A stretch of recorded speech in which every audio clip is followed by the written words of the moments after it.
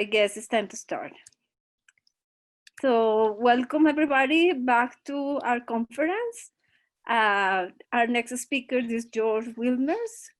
He is a logician, was a lecturer and director of postgraduate studies in logic in the School of Mathematics at the University of Manchester until he retired in 2011.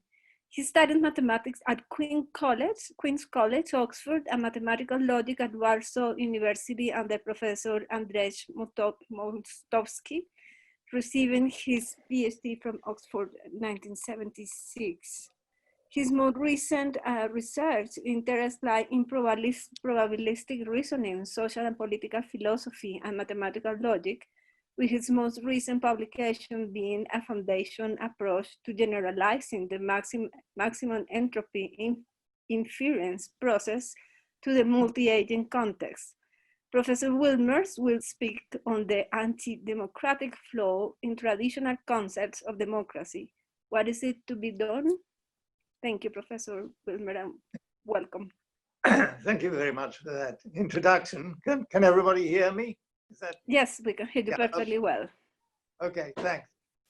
Well, first of all, I'd very much like to thank Mirna for being so kind as to invite me, and also for her dedication and very hard work in organizing what has turned out to be a really stimulating and exciting solidarity conference full of very different ideas.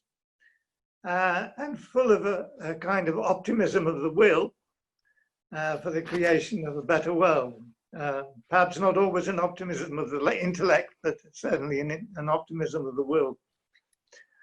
I've not attended a conference with a similar motivation since the Bertrand Russell Memorial Logic Conference of 1971, which is 49 years ago now, which I was privileged to help to organize. And which was conceived in a somewhat similar spirit as a protest by logicians against the corruption of scientific research by the military sponsorship of NATO. Looking over the list of participants, it's nice to see that many of the young participants there turned out to be amongst the most prominent contributors to the logic of the next 50 years. And amongst them, although he was already famous, was Alexander Grothendieck, who presented there his famous polemic against scientism called La Nouvelle Église Universelle, which was an extraordinary document. At the time, most of us on the left thought he'd been a bit over the top and was slightly crazy, that he was throwing the baby out with the bathwater, as we say in English. But when I reread it now, I see that whereas I still don't agree entirely with what was written there, but I see that he actually saw a lot of things much more clearly than most of us on the left did at that time. And of course, he was one of the founders of the radical ecology movement. Okay, so now to my main talk, entitled the Anti-Democratic Flaw in Traditional Concepts of Democracy. What is to be done?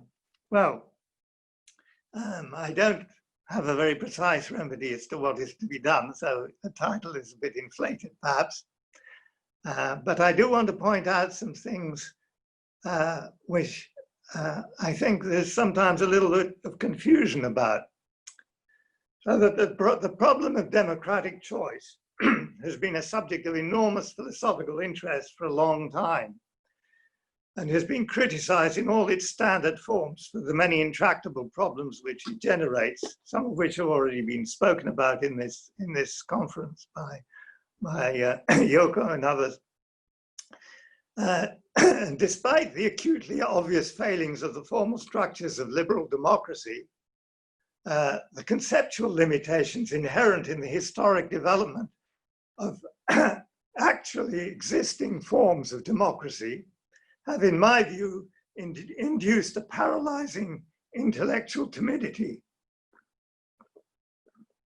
excuse me, and a failure to ask basic philosophical questions about how radically different notions of democratic choice might be envisioned.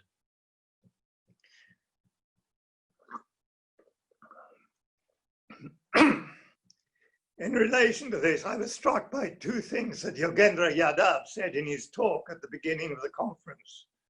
Yogendra pointed to the intellectual arrogance of European culture in insisting that the rest of the world share its autobiography, that is to say, its own ideological interpretations of its own history. And he pointed out that in most of the world, the reality of liberal democracy is in fact electoral authoritarianism. Human history has exemplified the tension between two apparently universal but often conflicting traits of human psychology. These are, on the one hand, the tribal instinct, and on the other hand, the capacity for personal empathy between individuals. Here, I'm using the words tribal instinct in the very general sense of loyalty to a group, not necessarily an ethnic group, but it could be any kind of group. I will return to this because it's my contention that traditional Western democracy exacerbates the conflicting tendencies of tribalism, whereas more subtle forms of democracy would instead discourage them. Most discussions about the foundations of democratic choice are centered around decision-making bodies, such as a parliament or assembly, in which binary decisions are routinely decided by directly comparing the relative sizes of yes or no votes, counted when a particular proposal is put before that body for approval or for rejection. This includes forms of both direct and indirect democracy. I will call any formalized system based on assemblies of this kind a form of atomized democracy, because I want to distinguish atomized democracy from a more general concept.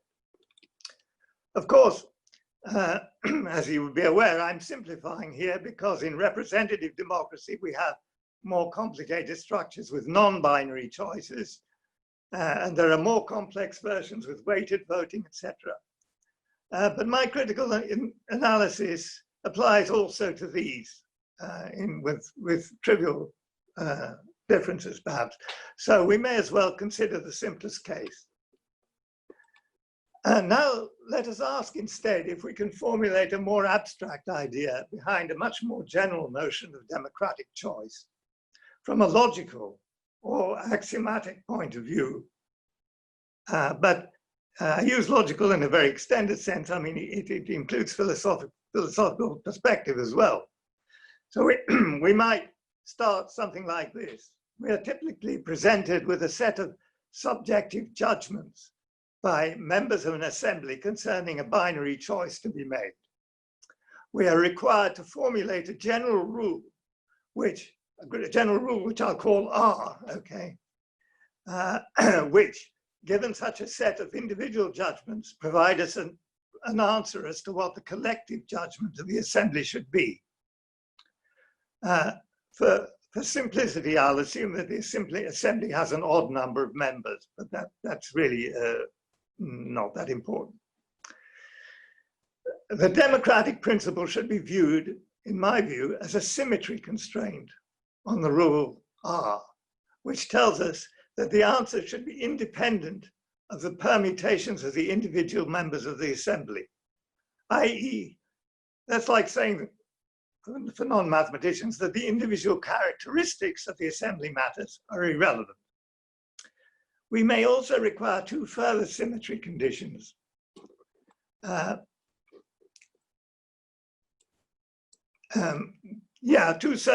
Two further symmetry conditions, except in the case when the choice to be made may actually alter the rule R itself. So if the decision to be made affects the rule by which we make decisions, then that might be a special case. So we'll exclude that case for the moment. So these other symmetry conditions are that the application of the rule R should be invariant under permutation of two possible outcomes of the binary choice. That seems fair enough. In other words, it doesn't matter whether it's yes or no. The rule should you could interchange the two, and the rule should apply in the same way.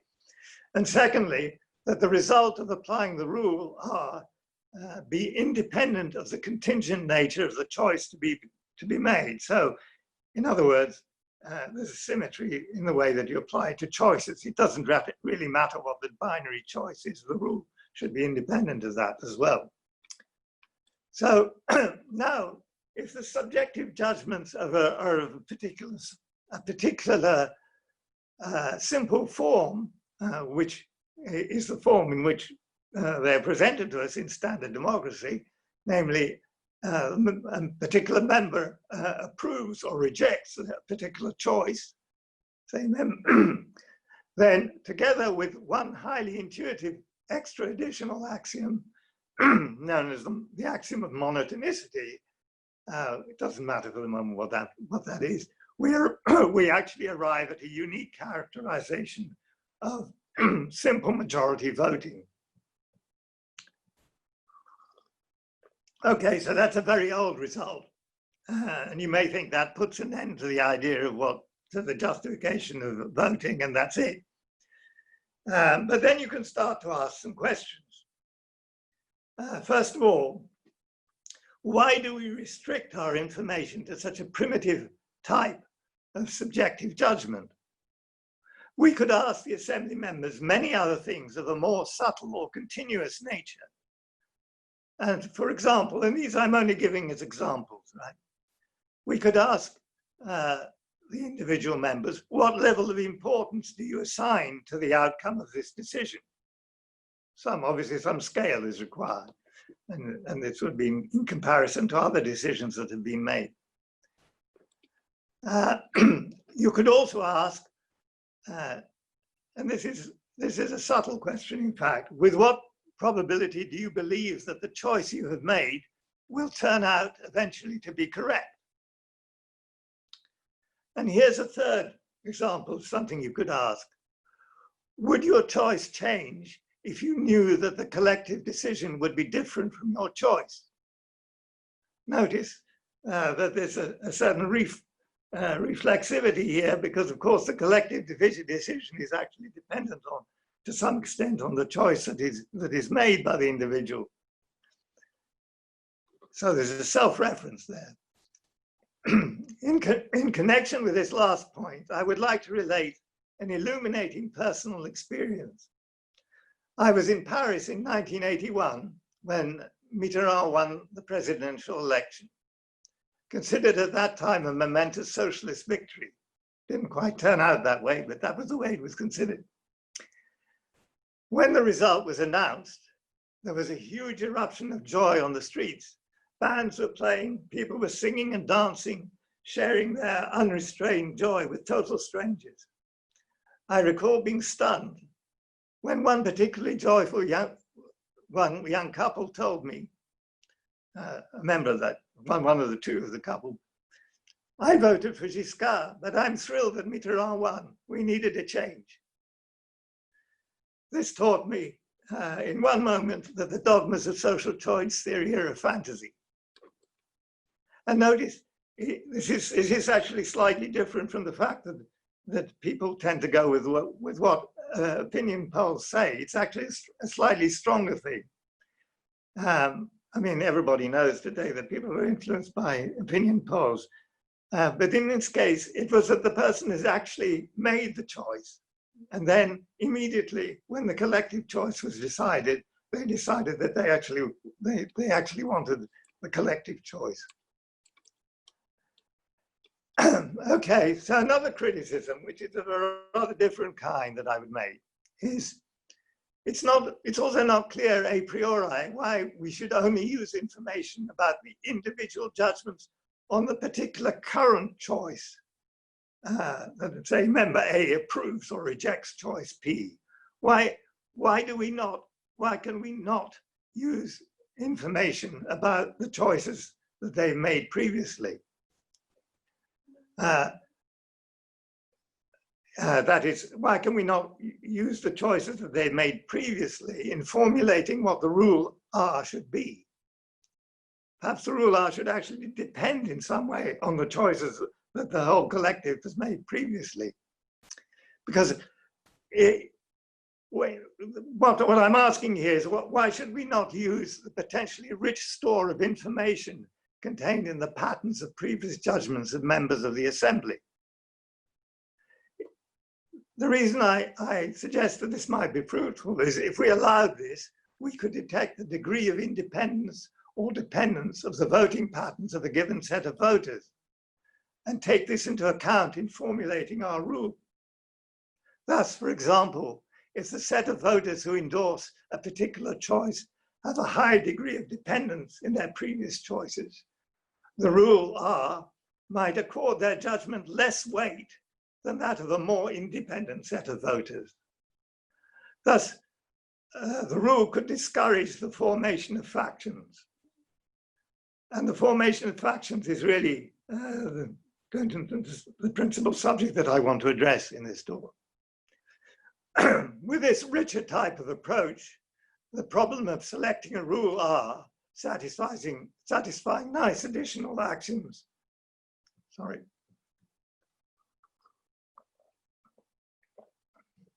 begins to look more like a problem in probabilistic information theory, for which there exists a powerful body of mathematical theory. I want to highlight one fundamental anti-democratic defect of what I have called atomized democracy. That is, atomized democracy represents all the standard implementations of democracy that we have that have been imposed by the Western world and that have arisen essentially from the rise of capitalism. They served it very well.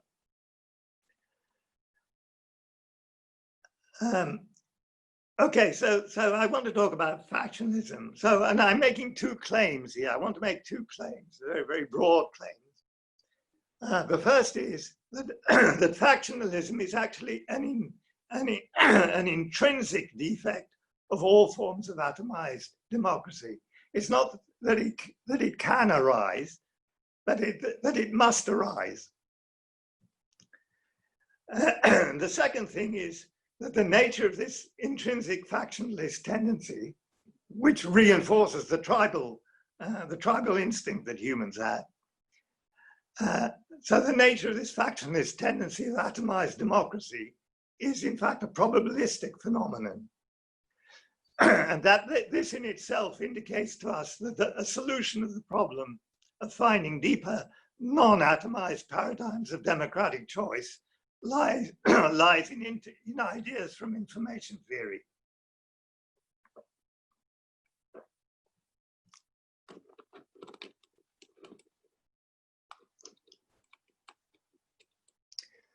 Okay, so now let me discuss factionalism a bit. Well, so we may ask, why do people have contempt for politicians? Well, first of all, because they are universally considered to be dishonest.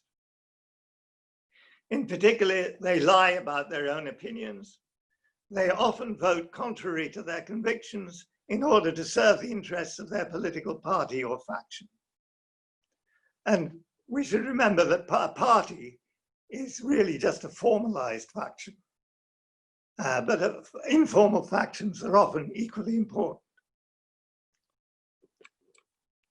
Factions, of course, the problem of factionalism has been considered right from the beginning of the theorists of democracy, or at least from Rousseau onwards, because Rousseau was very conscious of this problem, as has already been pointed out in previous talks. But I should mention also Simone Weil, the French philosopher who died at the beginning of the war, who was André Weil's sister, who I think it was her last work, or one of her last works, wrote a scathing attack upon factionalism, but her solution to it was bizarre. She wanted to ban political parties. But of course, banning political parties is just a formal mechanism. It doesn't work. It won't stop factionalism. But she clearly realized that this factionalism was somehow endemic in the democratic conceptions that then existed. The consequence often is that when speeches are made and a vote is taken in a typical parliament, no one can actually know what other speeches might have been made or other decisions taken had the individual members spoken and voted according to their true beliefs. Indeed, in many parliaments, almost all members vote together with the majority of their parliament, with the majority of their party, almost all of the time. Now, there are all kinds of valid material explanations as to why factionalism arises. I'm not going to dispute any of them. I mean, for example, the fact that political parties may represent groups with fundamentally contradictory class interests, or represent perceived ethnic interests, or financial and careerist corruption of all kinds, pressure from the corporate media, and so forth. There are also more psychological explanations. Once a party is formed around certain shared interests, a tribal loyalty arises naturally, which can place great pressure on the individual party members to adhere to a party line rather than to follow their own convictions. But what is generally missed in all this is that factionalism will actually inevitably arise in any assembly which routinely takes decisions by majority rule. It's part of the system. And I'm going to illustrate this claim, which perhaps is not obvious, by means of a parable about a mythical university. This is called the University of Elysium. I sat on the Senate of the University of Manchester for approximately 20 years, so I know a bit about how the Senate works, how the Senate of a university works. So you can regard it as some kind of parody.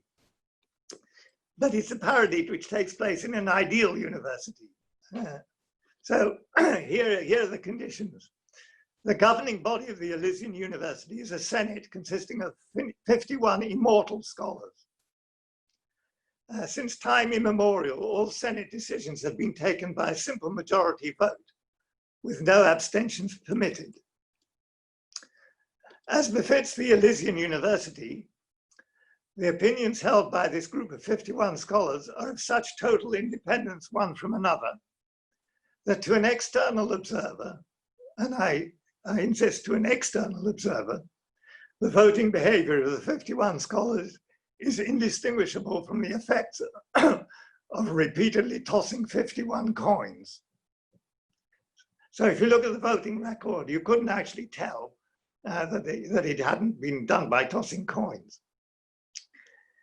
It's important to note, however, that this external appearance of the scholar's behavior is a purely statistical phenomenon. Subjectively, each scholar deliberates long and hard before coming to a reasoned decision on each proposal, and his or her decision is far from random, at least from his or her perspective. Clearly, this Elysian Senate cannot be accused of factionalism. Naively, we might think that there are no objective for factions to arrive, no objective conditions for factions to arrive. However, this turns out to be an illusion.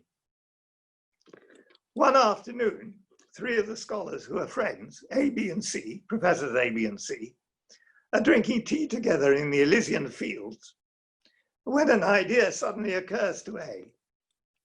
Listen, colleagues, says A, we three all have completely different perspectives, but we are Elysian professors and Democrats, and each of us has a desire that our own particular vision should coincide with the democratic will of our Senate as often as possible.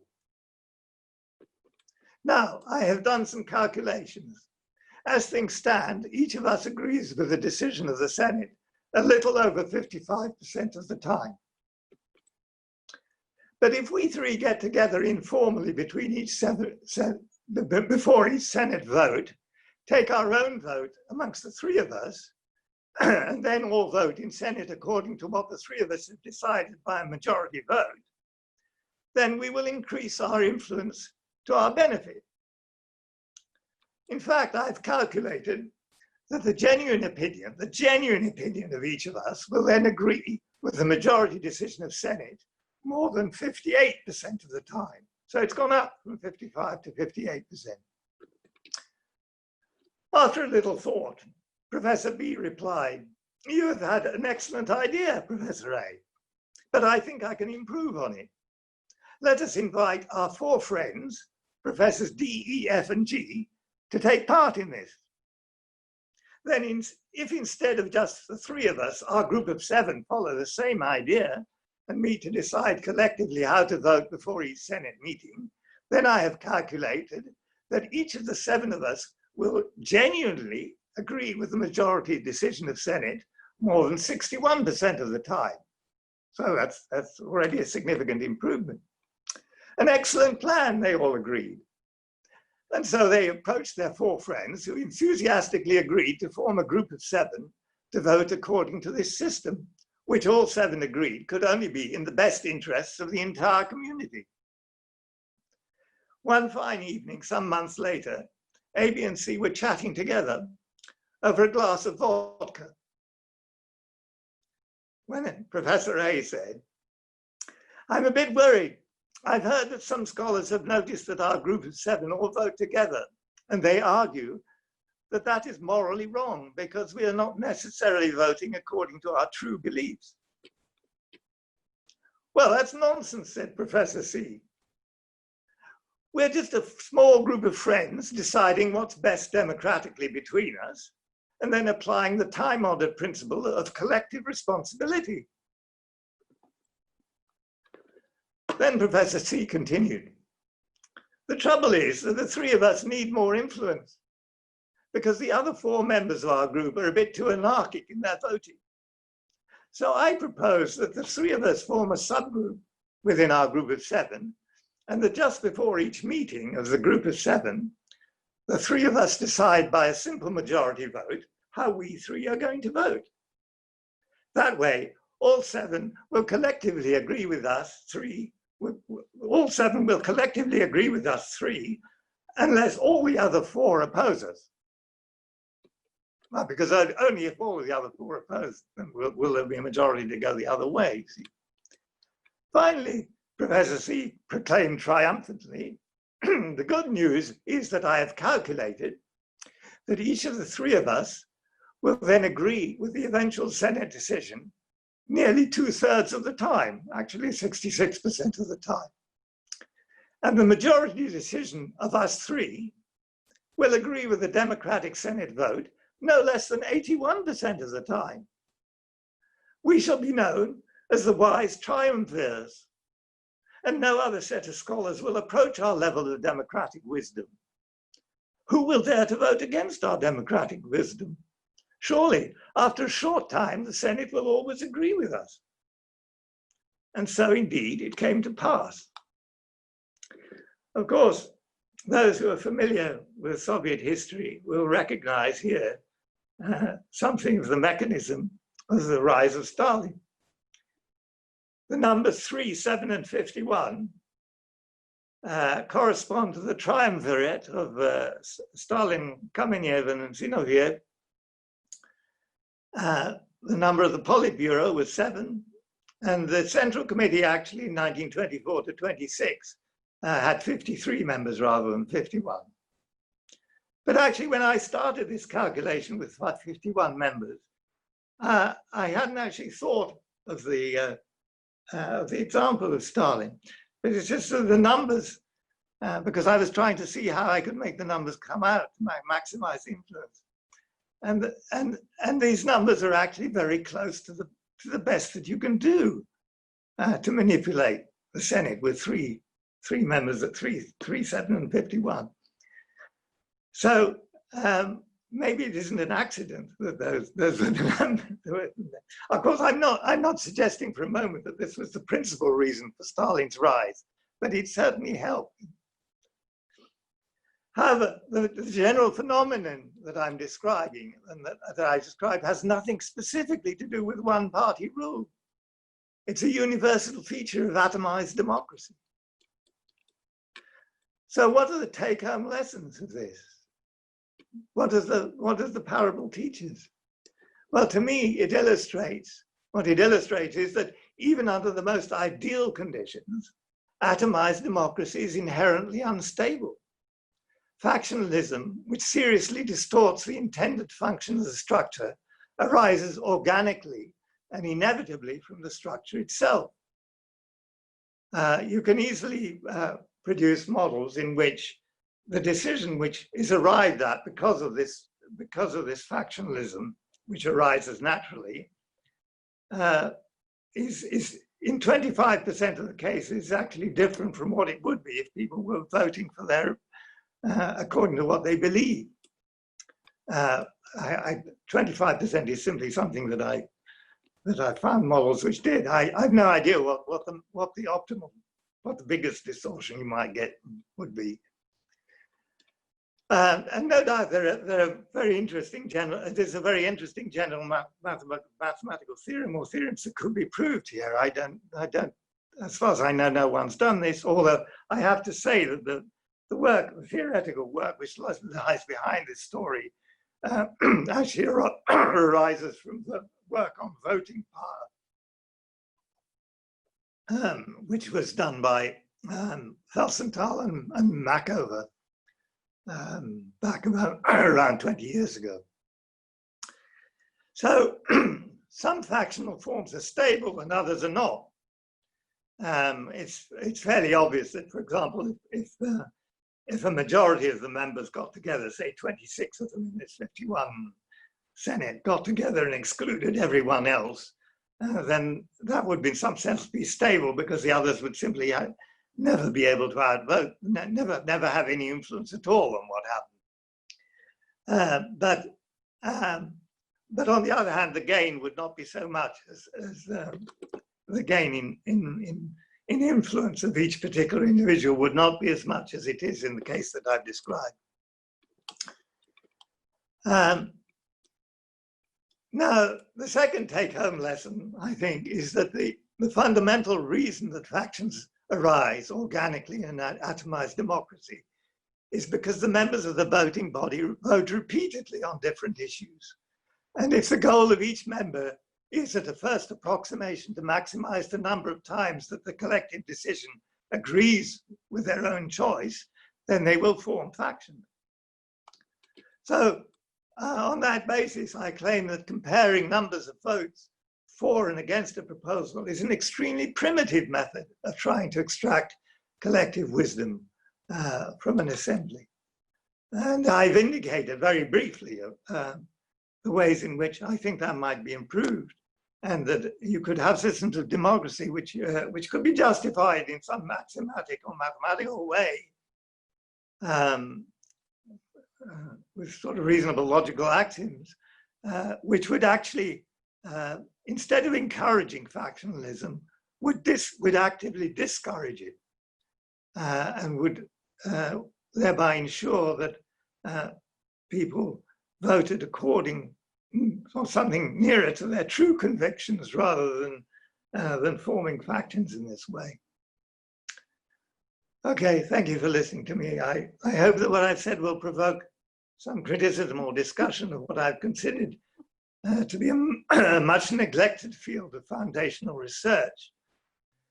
I hope that at least this will encourage listeners no longer to identify the abstract notion of formal democracy with the standard notion which I have called atomized democracy. Okay, thank you very much. Thank you very much, Professor Wilmers. So I can see now that Mirna is ready to have a comment, because you are definitely talking in relation to her own talk from that we heard yesterday. So please, Mirna. Yes, I will ask. I will ask about your work. I think it's very interesting. Of course, it goes along a long tradition of mathematical models for democracy, and some of that done by logicians. of course, you are proposing a method which might be better than the one that we have. And I wanted to ask you what you think of a method that people actually tried, proposed, and recently it has even been applied, which is the method of drawing a number of random people from a large pool and then asking them to vote on the matter. So right now in France, we have something called Citizen Convention. They have randomly drawn 150 people to ask them several questions. And this commission has worked for several months and has given some recommendations. Some of them which look quite reasonable, some of them look very shocking to many members of the society. For example, they propose to lower the limit or the speed limit on the highways to 110 kilometers an hour to save for ecological reasons. So now the government seems to be kind of in the mid position. Are we going to take this now and act? Or is there some that say now we should put it on a referendum, and some that say now we should throw it away? It's a very in-between situation. So what do you think of this kind of participative democracy in which the bias of having voted before doesn't apply? I think the idea of drawing representatives in this way, this is of course an aspect of representative democracy rather than direct democracy or an assembly of representatives, what you're talking about, because I assume that the assembly of representatives still votes according to majority voting. But if you're talking about choosing representatives at random, that has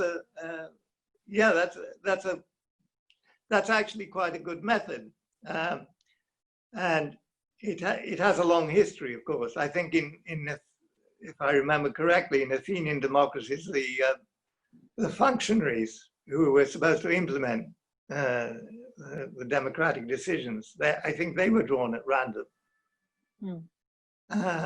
Certainly there were elements of Athenian democracy where there was a random element. The problem is, I think, in the particular example that you gave, that of course, first of all, the people who are drawn in this way, they already have all their preconceptions of the society that they live in. You know, so they're already attached to particular political preconceptions and so forth. And the other thing is that they're still, when they're deliberating, then they're still using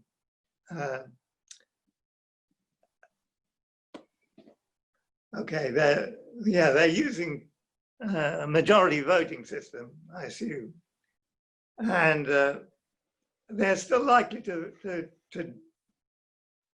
I don't know how it's actually worked in practice, but I would imagine that they would be likely to be tempted to form along factional lines simply because those factions already exist in society. They're already implicit to some extent. So, I mean, I think the idea of having drawing representatives as random is a good one, but then they should stay together, so to speak, and vote repeatedly, and have a better method of deciding the outcome of the vote than just simple majority voting. Mm-hmm. Yeah, I'll let others maybe ask questions. I have some more. Yeah. Are there more questions? I would have a small comment, and thank you very much, Professor Wilmers, for your careful presentation. It's a comment about some of the names that you introduced. First, around Grothendieck and Simone Weil, I want to point out to a beautiful text by Laurent Lafort, one of the field medalists, who has done a beautiful correlation between Simone and Alexander. But my question is around these great mathematicians. Both Russell and Grothendieck in some moment came outside of mathematics to really try to change the world with very strong solidarity actions. I do not see that is happening today with the very great mathematicians. What do you see about that? Myrna has talked about Badiou. Badiou is a great philosopher who is been doing that systematically, and Badiou studied very carefully Cohen and Grothendieck.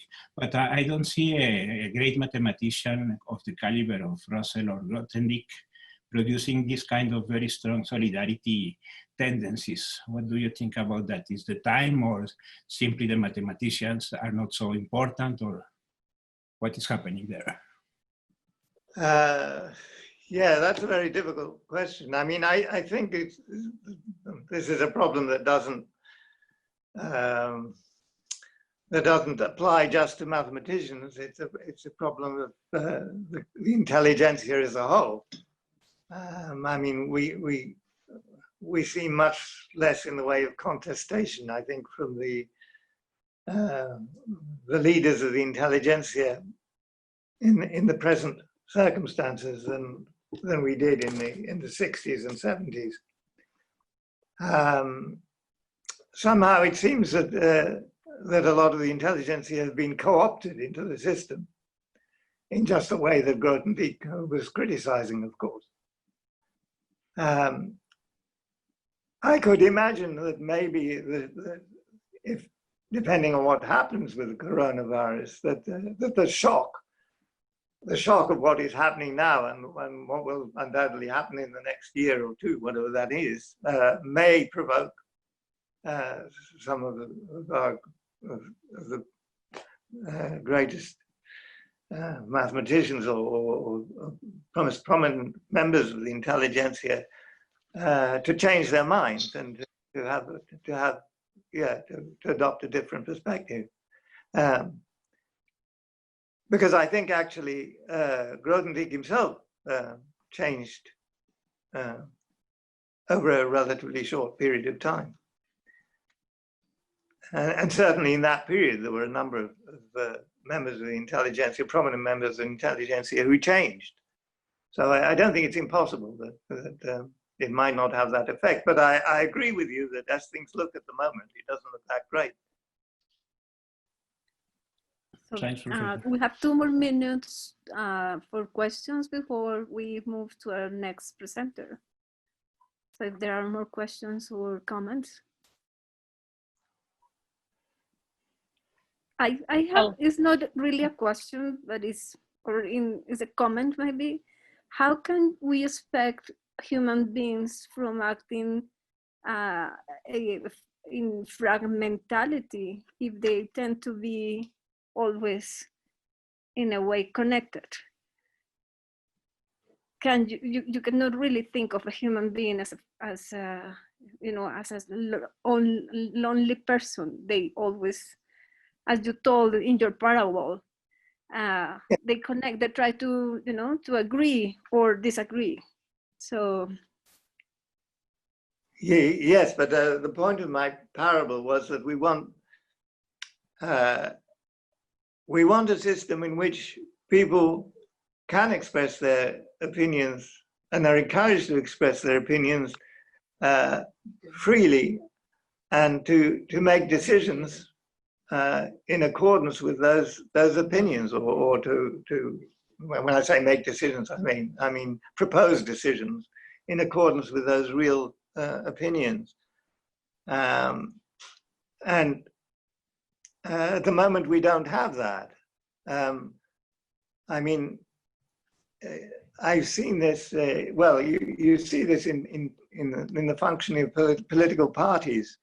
In most political parties, there's actually very little discussion goes on, even when the parties are relatively democratically organized, and discussion theoretically ought to go on, because people are somehow afraid to contradict the dominant the dominant thread of the ideology, whatever it may be at that point. I've certainly seen that in Britain, in the Labour Party, for example. Even under the relatively radical Jeremy Corbyn, when he was the leader of the Labour Party, and there was a kind of rise in the democratic activity. people were somehow a little afraid to express their opinions on subjects that were deemed too controversial. So those subjects never actually got discussed in depth. Okay, thank you very much. So I think we have to thank you. Thank you for your talk.